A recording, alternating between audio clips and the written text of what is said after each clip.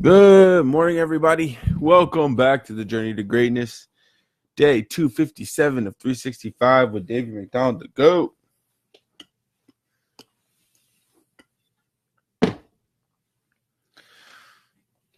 Happy Thursday, Throwback Thursday.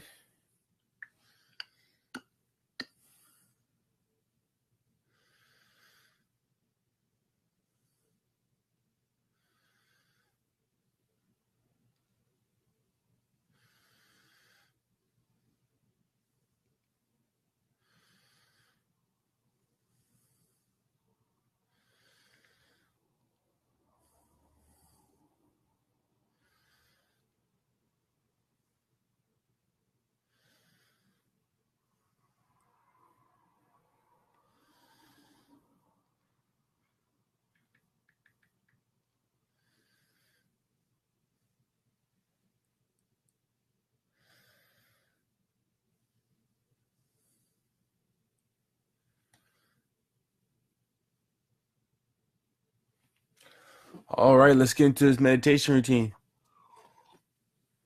All right, everybody. And also, I wanted to say that we are going to have our Journey to Greatness session this Saturday at the Corner Bakery yet again at more than likely probably around the maybe the 10 o'clock hour.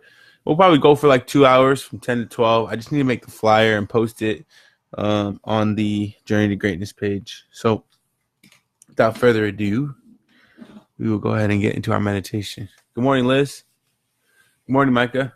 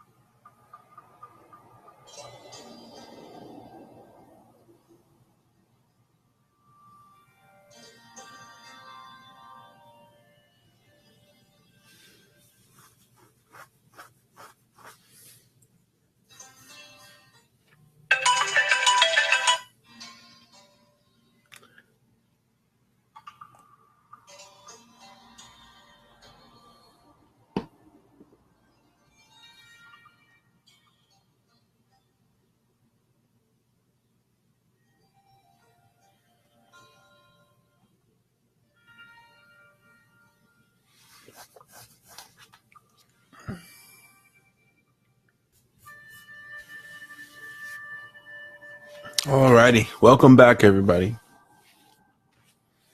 So we just finished our meditation routine. Now we're getting into our reading routine. Good morning, Amy. How's it going? Miss Miner, good morning, good morning. Good to see you.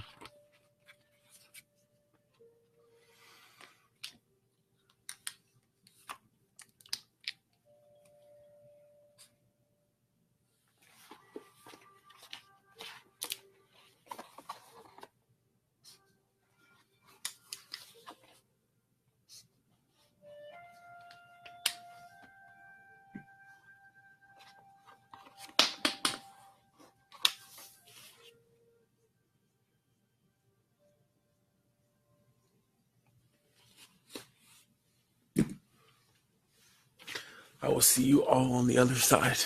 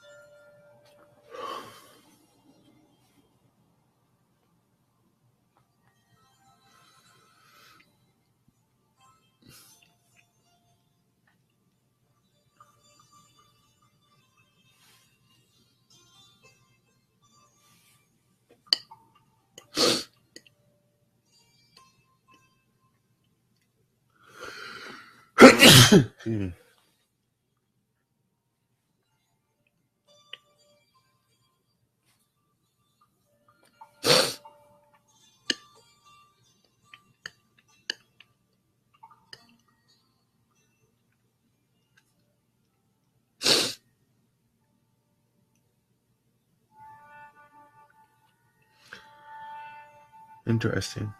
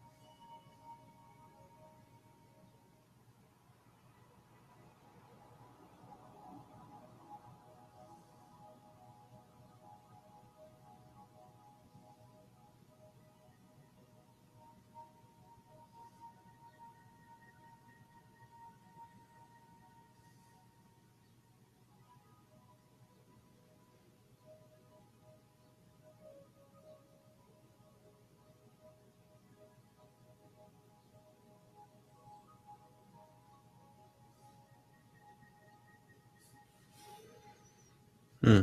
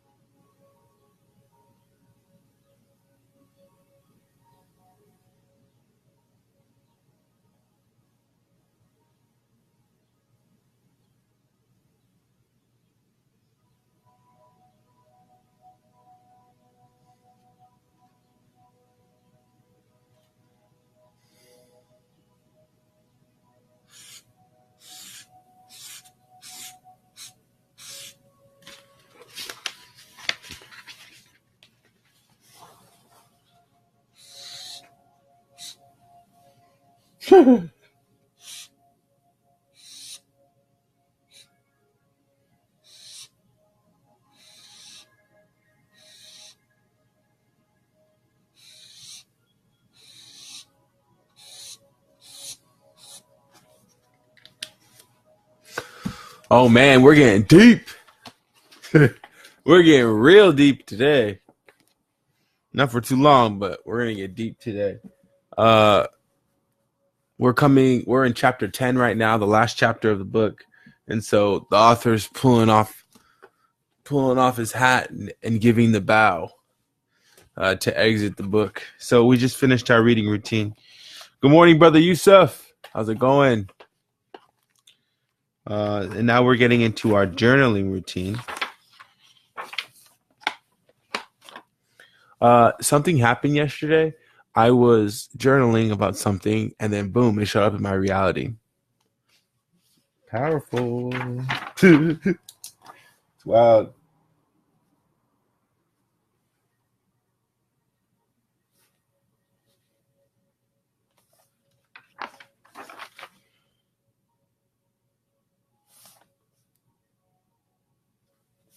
So in our journaling routine, I usually like to write about what I'm most grateful for.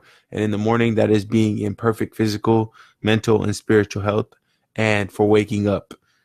Two most important things to me. And then anything that I wish to manifest. Pause.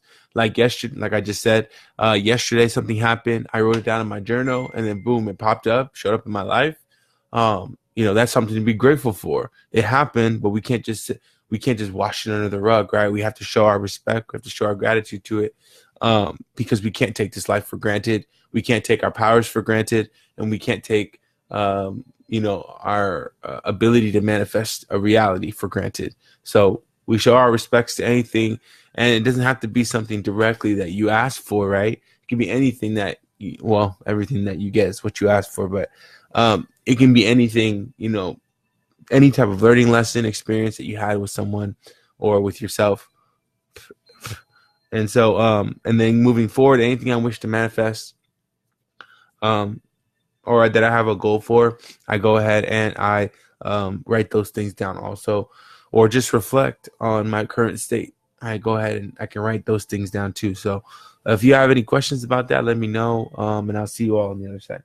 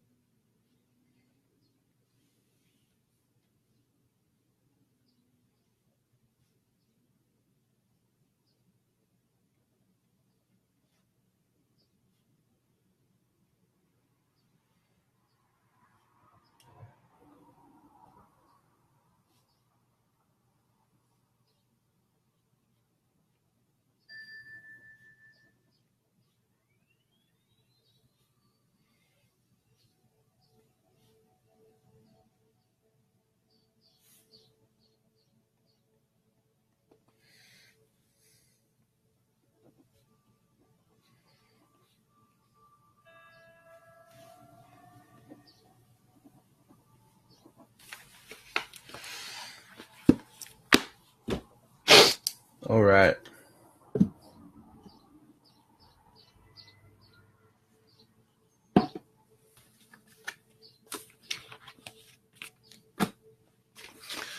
Oh no, you guys only have 25 pages left.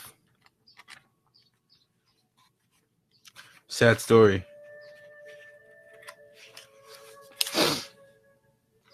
Okay, so now, yesterday we got into.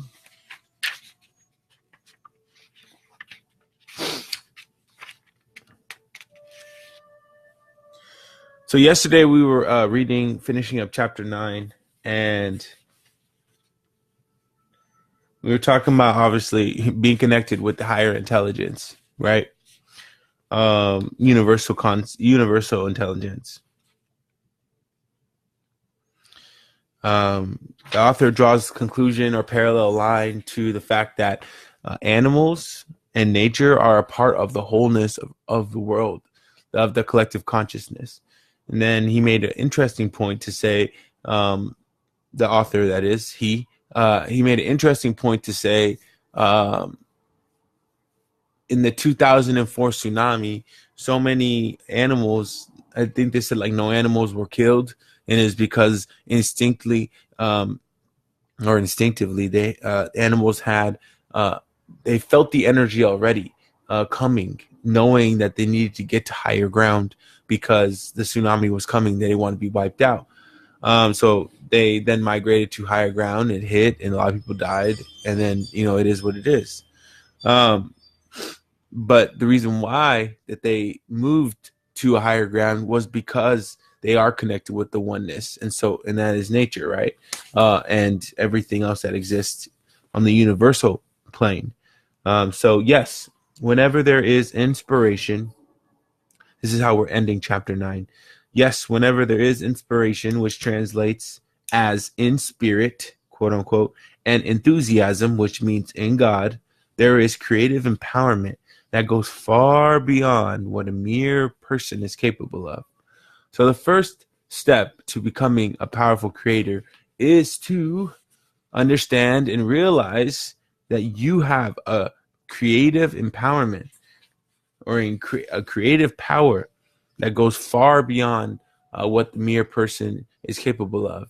And the way that you start to tap into that power, where you can now distinctively say, oh yes, I recognize and I see I have this power, is by reading and getting closer to your inner self. Now, to start chapter 10, we're talking about a new earth, which is the chapter 10, the name of the chapter, a new earth. And one way to create a new earth, right, is what's the point of all this, David? Why do we do this every morning? Well, A, it's to establish a foundation of discipline. B, it's to improve our level of execution in everything and anything that we put our minds to. And C, the third thing is which might be the most important thing, but they all I think you need a component, all the components to make the whole system function, is to create understanding and a realization, actualization, come into enlightenment, awaken yourself to what is really going on in the world and the true power that you possess. With that, you're able to create a new earth, because from a positive perspective, if you use your powers for good, then you're able to positively affect people around you, increasing the collective consciousness and thus creating a better world for everyone. So through everybody that you touch, that's one of the definitions that I've drawn of what it means to have a new earth. So a new earth, that he's getting a little bit deeper, and he's saying, okay, and he's actually talking about one of my favorite topics here, death.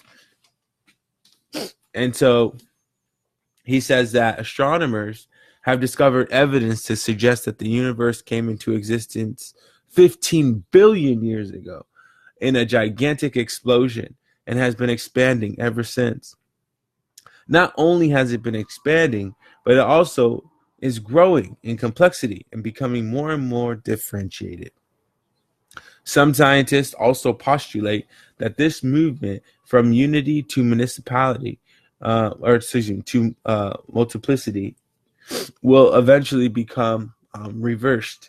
The universe will then stop expanding and begin to contract again, and finally return to the unmanifested, the inconceivable nothingness out of which it came, and perhaps repeat the cycles of birth, expansion, contraction, and death again and again.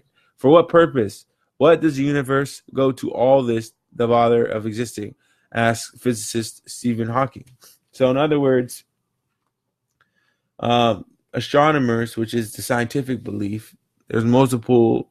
There's usually two different explanations for how the world came to be. One is the Big Bang Theory, essentially, which is like a scientific ideology that suggests that um, that suggests that that Earth was essentially formed through the cosmos. Something two. I think it's like two. This is a story or something I learned a long time ago. There was just a huge collision of some sort in the cosmos in space, and then boom, Earth was formed essentially. Long story short, and less descriptive. But then, the spiritual realm is something totally different. So, if what the book just suggests, though, is that our universe, as much as I'm going to try to break this down, because he starts getting kind of complex, because he's talking he's differentiating, and he's saying this is that, but because this other variable is being included, technically this is not that, and this and that is not this. So he's starting to like get kind of a little bit more complex, just a little bit. So he's saying that the universe started from nothing, and now it has grown and expanded to a certain level, and it will continue to do that. But the universe will eventually stop. And so one disclaimer that the author mentions is that we should never take a truth as an absolute truth, or these nature truths as an absolute truth, because to suggest that the earth will go into this motion of expansion and contraction would be a thought. And because thoughts are limited, because thoughts are a reflection of a limited level of consciousness, or a limited perspective,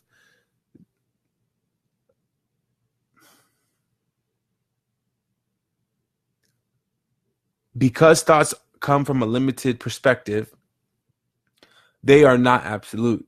So the truth, or this idea that Earth expands and contracts, or will eventually contract back into its nothingness. So essentially, you have water in the cup. There's something there, right? You fill it all the way up to the top. You drink it all out. Now there's nothing there. So it's a manifested to there's water in the cup, to an unmanifested state, to now there's no water in the cup, which is no existence, formlessness. Okay. So author continues, if you look within rather than only without, if you look within rather than only without, however, you discover that you have an inner and outer purpose. And since the microcosmic reflection of the macrocosm, it follows that the universe too has an inner and outer purpose, inseparable from yours. The outer purpose of the universe is to create form and experience the interaction of forms, the play, the dream, the drama, or whatever you choose to call it. Its inner purpose is to awaken to its formless essence. Then becomes the reconciliation of outer and inner purpose, to bring that essence, consciousness, into the world of form, and thereby transform the world. So exactly what we said in the beginning. A new earth can also be defined as coming into a higher level of consciousness, engagement, awaken, and sharing that gift that's gracefully chosen us to receive. And then we give that to people. We give the gift back to people. The reason why we're all on this earth is to come into that consciousness and to live the life that we deserve. which is everything and anything we wish to have, whether it be suffering, which a lot of us do, which a lot of people do experience on a daily basis. But because we take full responsibility for our realities, if they take full responsibility for their reality, soon thereafter, they'll find that it's their thought process and patterns that are creating this suffering type of lifestyle. But then for the others of us, there are manifestations and realities that we enjoy on a daily basis. We love waking up. We love going to work. We love doing what we've been called to do. And we have a higher purpose for why we move through this life. And so then comes the reconciliation of outer and inner purpose that brings that essence, that consciousness into the world of form. So the work that we do within in our morning sessions is now, that's our inner purpose. That's our inner work. Then we go out and we respond to the YouTube. It's like we're strapping up, getting ready with our tool belts, getting ready, not for war, but for interaction. That is the reconciliation of outer and inner purpose, the reconciliation of the world and God. So God would be inner you, world would be everyone else. Before we look at the relevance, the expansion and contraction of the universe has to your own life, because they are inseparable, we need to bear in mind here that nothing we say about the nature of the universe should be taken as an absolute truth. Neither concepts nor mathematical formulae can explain the infinite. No thought can encapsulate the vastness of the totality. So it is absolutely 100%, this is a fact, absurd to say at any point in your life that you are not blessed, that you are in a bad situation, that you can't find a way out. That is the most absurd thing you can think. That is, and it's not to say that the people who think that are absurd, but that is one of the most absurd things you can think. And that sentence that I just read out loud, neither concepts nor mathematical formulae, which is what more or less our whole world is based off of. Everything's an extension of something else, which is a mathematical formula, can explain the infinite, because there is infinite space. I can't say it more passionately without more conviction, or with more conviction. The universe is infinitely limitless. Infinitely limitless. So the thing that you think is impossible will always be impossible to you because you allow it to be. When you think in the world of universe and you think the world of infinite space and time and opportunity, there is absolutely nothing that you cannot achieve. So tap into the universe and then still your mind. I want X. And then you sit there and you focus on that X. You assume the feeling. You know it has arrived already. Even though your reality and your senses are telling you otherwise. Even though the friend that you happen to share your dream with is poking a hole in it and deflating it. Every single time you see them, they have an opinion on how they feel about it. Still your mind and allow the universe to create and bring to you what it is that you want. And it will happen. And I do it all the time. So I can tell you that it works. No thought can encapsulate the vastness of the totality. Reality is unified whole, but thought cuts it up into fragments. This gives rise to fundamental misperceptions. For example, that there are separate things and events, or that this is the cause of that. Every thought implies a perspective, and every perspective, by its very nature, implies limitation, which ultimately means that it is not true, and at least not absolutely true. So get used to the feeling of, for all of my life I did this, and now I want this right now. But you can't do that because all your life you did this, right? That's impossible. That's thought breaking up the whole, the oneness of being. That is thought breaking. You see how that works? Because you in your mind, you're like, no, wait, hold on. A plus B equals C. That's like the simple mathematical formula to go off of, to get through life, let's say. Basic one of many. And so we have this collective assumption, which is collective being everyone in the entire world, and then everybody in clusters of nations, and then everybody in clusters of states, and then cities, and then towns, and then et cetera, to all the way down to the person who's sitting right next to you. So you have this idea, this mental perception that you cannot achieve X because Y has not been attained, or has because Y has not been executed in a manner that would allow you to achieve X. Now, I do believe that you have to, and it is supported that you can create ultra wealth for yourself, but you have to prepare yourself for that stuff to arrive. If you were to make $30,000 this month, what would you do with it? If you were to make $100,000 this month, what would you do with it? What would your state of mind be like? How would the people around you be affected? Those are the questions you have to ask yourself. But I can tell you this, the more and more you get to know yourself, the more and more you get to put yourself in a situation where you'll be prepared for it. And then the universe will start to, mix itself up in a stew, and then boom, blessing, blessing, blessing. They start to arrive. So to tie that back into what we're talking about, only the whole is true, but the whole cannot be spoken or thought.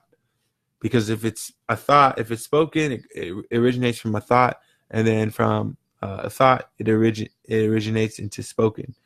Thought originates into spoken, or translates into spoken, which therefore means it is not absolute, seen from beyond the limitations of thinking, and therefore incomprehensible to human mind. Everything is happening right now. All that ever has been or will be is now, outside of time, which is the mental construct. All right. Only from the limited perspective of an observer on or near this planet's surface does the sun rise and set. So author gets into the point of mentioning the sun. We say the sun rises and it sets. Well, in reality, actually, it never really goes down. It is always on, but that's just one perspective that we choose to share. So, but it's this idea that, going back to the idea that the universe will expand into this big thing and then contract back into nothing, where it just disappears. Is philosophy of an astronomer. Same thing with sun. It goes down, it comes up. It's a form of giving or having and then being taken away. So author goes into a brief history of your life, the coming into manifestations of the world, as well as its return to unmanifested or formless state. Its expansion and contraction are two universal movements that we could call the outgoing and the returning home. This is where we start talking about death.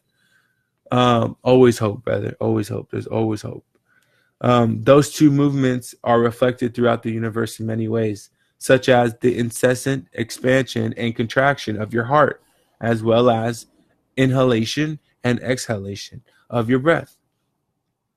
They are also reflected in the cycles of sleep and wakefulness. Each night, without knowing, you return to unmanifested source of all life when you enter the stage of deep, dreamless sleep, and then reemerge again in the morning, replenished. How beautiful is that? Whoa. Those two movements, the outgoing and return, are also reflected in each person's life cycle. Out of nowhere, so to speak, you suddenly appear in this world, right? Birth is followed by expansion. There is not only physical growth, but also growth of knowledge, activities, possessions, experiences. Your sphere of influence expands and life becomes increasingly complex if you allow it to. Okay. Now I'm going to fast forward here into the final sections of this chapter, of this reading today.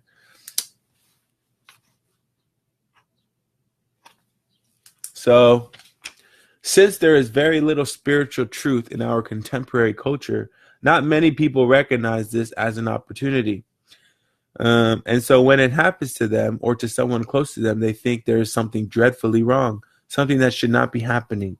There is in our civilization a great deal of ignorance about the human condition, and the more spiritually ignorant you are, the more you suffer. So I think it's very plainly put. There's really no further in-depth description of that. Most decrepit. Now this is huge. Most decrepit and old people are shut away in the. It says. Let me go back a couple steps. For many people, particularly in the West, death is no more than an abstract concept, and so they have no idea what happens to the human form when it approaches dissolution, death. Most decrepit and old people are shut away in nursing homes.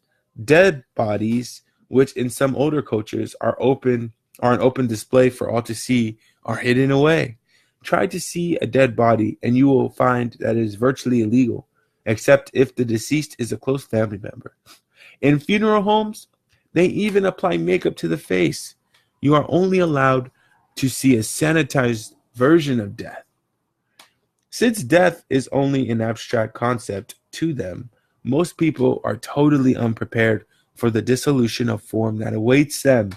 When it approaches, there is shock, incomprehension, despair, and great fear. Nothing makes sense anymore because all the meaning and purpose that life had for them was associated with accumulating, succeeding, building, protecting, and sense of gratification. It was associated with the outward movement and identification with form, that is to say, ego. Most people cannot conceive of any meaning when their life, their world is being demolished. And yet, potentially, there is even deeper meaning here than in the outward movement. So, death is coming for us all. Get ready right now. There is no escaping death. Well, maybe if we go to space. But it's coming. We're all going to die at one point or another. That's why I think my perspective on death is different. Because I know it's going to come. So it's just a matter of when it's going to come. So just always be ready. In that sense, not in the sense of where it's like, oh, be ready to die. It's fun here on Earth, in this life form, in this body, in this vehicle, in these experiences. This is fun. Like, it really is fun. But it's gonna happen. Just like the expansion of the universe, and it contracts back down to nothing. When you start from nothing, which is just a thought, right? And as a sperm essentially, and an egg, and you are formed into a life. You start from an infant, or from a fetus, for that matter, and then to infant, and then teenager, and adult, and mid-adult, life crisis, mid-adult, and then senior. So you go through this expansive state, which is what the book is talking about, and then you start getting brought back down to nothing, to solution. And it's going to happen to all of us. So why not live the best life that we were put here to live? Like, why not spend the time, getting to know who you are, your physical self and your spiritual self, so that you can start mentally preparing for the next life. Now, when death happens around you, it's a sad thing, absolutely. but it's going to happen. So at the end of the day, it's just about knowing and being prepared. It's kind of like a lot of people say they like Donald Trump because in most politics, you don't know what's coming. But Donald would just tell you straight up, hey, you may not like him, but he'll just tell you, hey, I'm going to do this, that, and the other. And then what do? You prepare for it. Okay, let's take it to another example. For anybody who's ever studied anything in their life, for me, it was school. So I know there's a midterm coming up. What do? I get ready for it. You have two results. You either live or you fail. You pass or you fail. So I get prepared for it. Death, there's nothing more different. There's nothing different about it. You lose a body life form, but the spiritual is fulfilled. Your spirit is fulfilled with that person, or it may not be. And so therefore you have despair, you have pain, this, that, and the other. But the biggest thing to remember is that it's going to come. So take your time, right? Take your time and mourn, but don't allow it to disrupt your whole entire life function. I mean, that's the honest, upfront conversation to have, because it's going to happen. So what are you going to do on a daily basis to make sure that your footprint or your stamp is still here, so that you live beyond your physical self on earth, right? Or you live beyond, and your energy and your expansion, the time that you spend investing in yourself, which is the best time you can do or spend, the best investment you can make. How are you going to make sure that presence, that body of presence, stays here on this earth for years and years to come after you pass? How can you still positively influence people with your truth, with how you see life, how you see things? And at the end of the day, that may or may not be your goal. But at the end of the day, just being grounded in death, and the idea of death doesn't have to be something that's negative. A lot of good things come from it also, right? And then there's also some things that come bad from it. But it's about how you choose to perceive it that'll affect your energy and ultimately affect your reality, because your emotion transmits into thought, and your thought transmits into reality or manifestation. So we'll continue that conversation tomorrow. So feel free to repeat after me. This is my life. I am aware. I take full responsibility for my reality and thoughts. I recognize I have the power to manifest the best possible life. A life of wealth, love, and peace. I truly believe I have zero limitations. I trust my instincts, God, and universe. I am ready to transcend. I have arrived, and so it is. All right, my friends, happy Thursday. Have the best day of your life today. To everybody who jumped on the messenger board, good morning. So good to see you guys. Thank you for the support. Thank you for the engagement. I appreciate you. Good morning, Carl. How's it going? To everybody who's watching at home, thank you for the support. Thank you for the engagement. Thank you for the encouragement. I'll see you all tomorrow at 5 a.m. Peace.